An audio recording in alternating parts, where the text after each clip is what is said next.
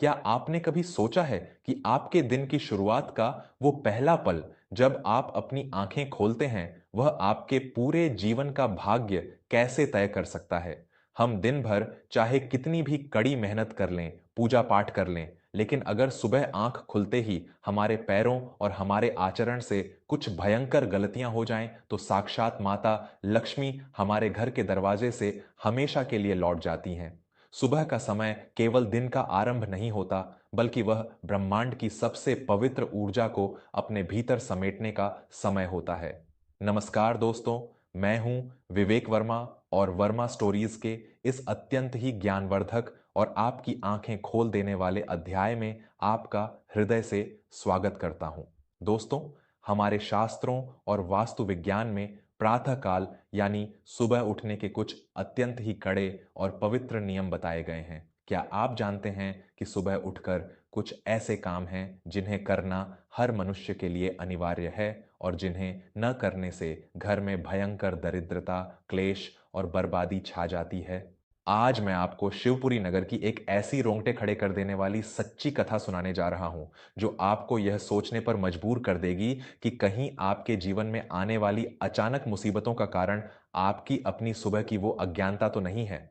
इस कहानी में छिपे वास्तु के उन गहरे रहस्यों को अंत तक बड़े ही ध्यान से सुनिएगा, क्योंकि यह आपके पूरे परिवार का भाग्य बदल सकता है। शिवपुरी नगर, जो अपनी हरियाली और इत्र सुगंधित जल के व्यापार के लिए पूरे राज्य में प्रसिद्ध था। इसी नगर में जगत नारायण जी का एक बहुत ही संपन्न और विशाल परिवार रहा करता था।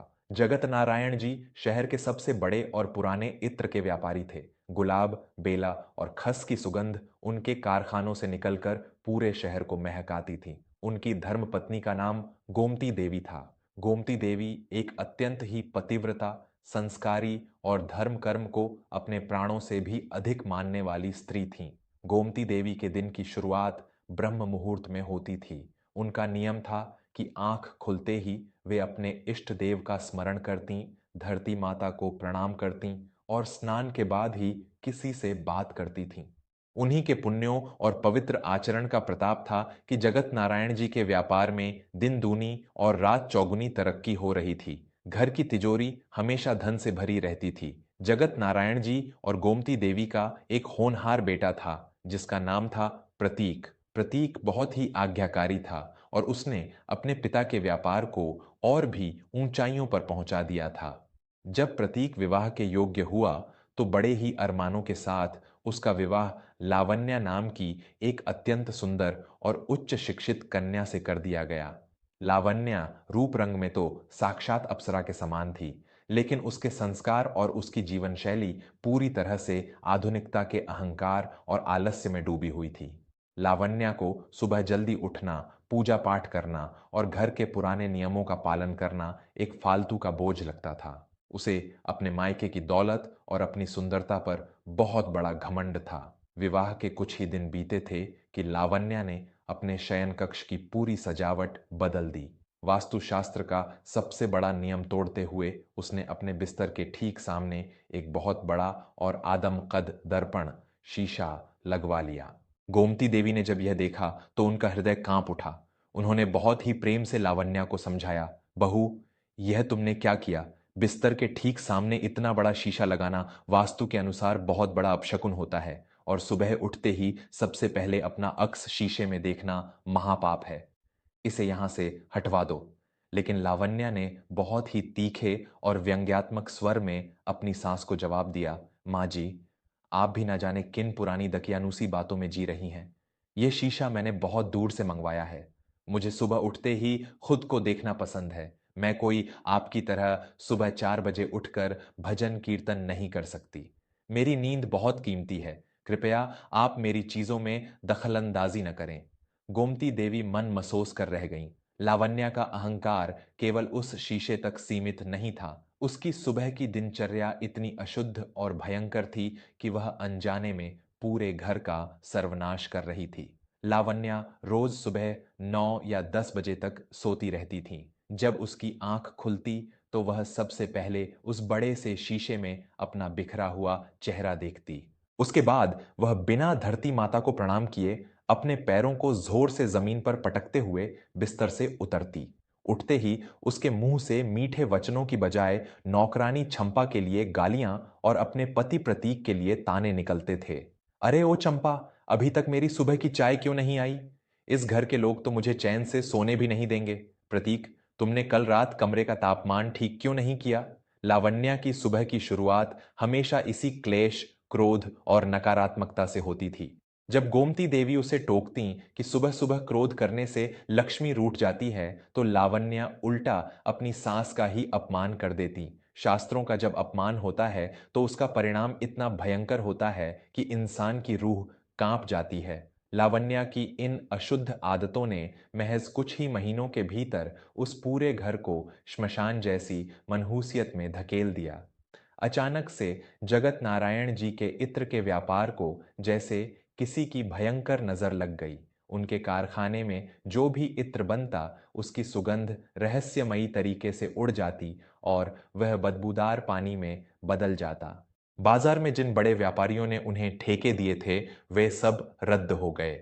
व्यापार में इतना भारी घाटा हुआ कि प्रतीक को अपने कारखाने के मजदूरों को पैसे देने के लिए शहर के सबसे क्रूर साहूकार सेठ किरोड़ीमल से एक बहुत बड़ा कर्ज लेना पड़ा। लेकिन बर्बादी तो जैसे उनके घर की चौखट पर कुंडली मारकर बैठ गई थी।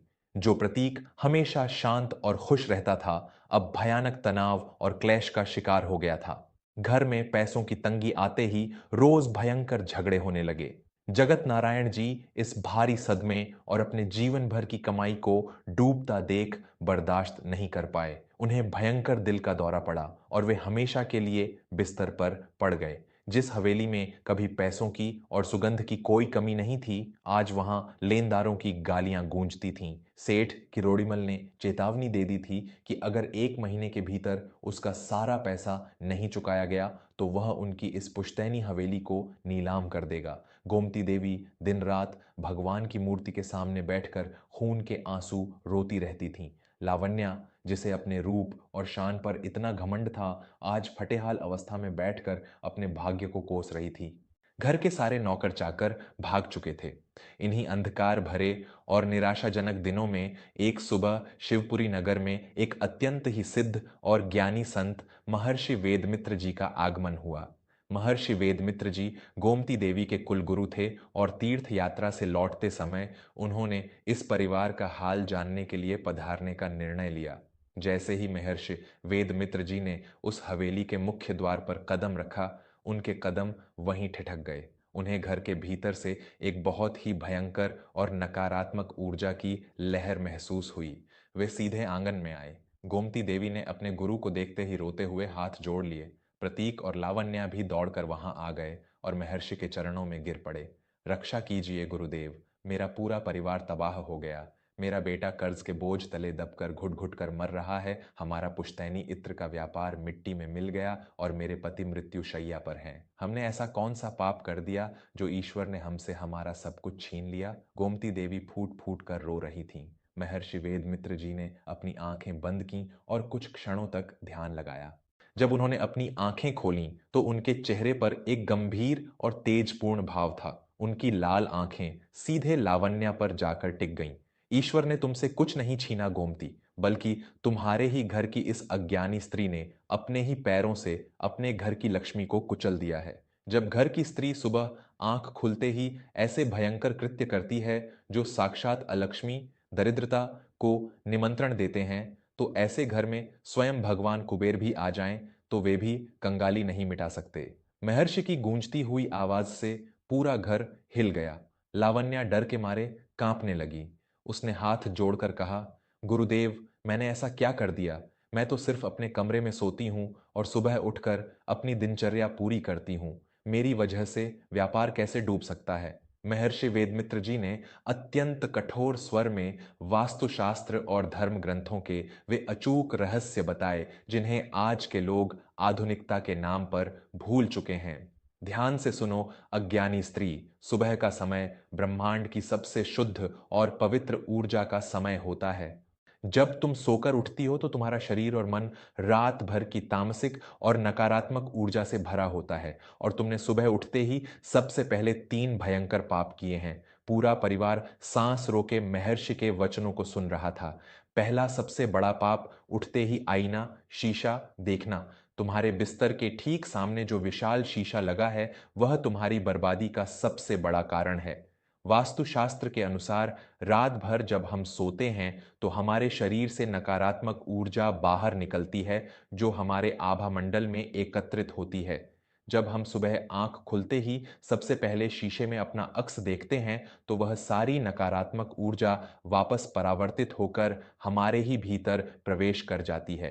इससे पूरे दिन का सौभाग्य नष्ट हो जाता है और इंसान जो भी काम करता है उसमें उसे केवल असफलता ही हाथ लगती है। लावण्या को अपनी सास गोमती देवी की वह बात याद आ गई जिसका उसने मजाक उड़ाया था। महर्षि ने आगे कहा, उठते ही सबसे पहले तुम्हें क्या करना चाहिए था?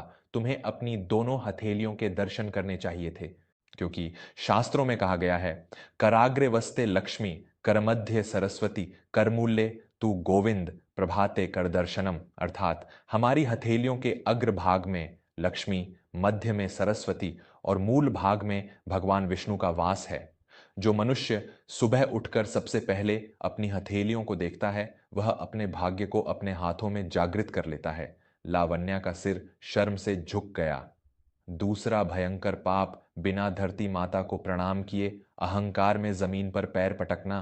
पुत्री, यह पृथ्वी हमारी माता है जो हमारा भार सहती है। जब तुम नींद से उठकर बिना उनका आभार व्यक्त किए अहंकार में जोर से अपने पैर जमीन पर पटकती हो, तो तुम्हारे जीवन की सारी स्थिरता खत्म हो जाती है। तुम्हारी इसी अकृतज्ञता ने तुम्हारे पति के व्यापार को भस्म कर दिया। रोज सुबह बिस्तर से पैर नीचे रखने से पहले अपने दाहिने हाथ से धरती माता को छूकर उन्हें प्रणाम करना चाहिए और उनसे अपने कदमों का भार सहने के लिए क्षमा मांगनी चाहिए। महर्षि की आवाज और भी गंभीर हो गई। और तीसरा सबसे भयंकर पाप, सुबह उठते ही क्रोध करना, गालियां देना और कटु वचन बोलना।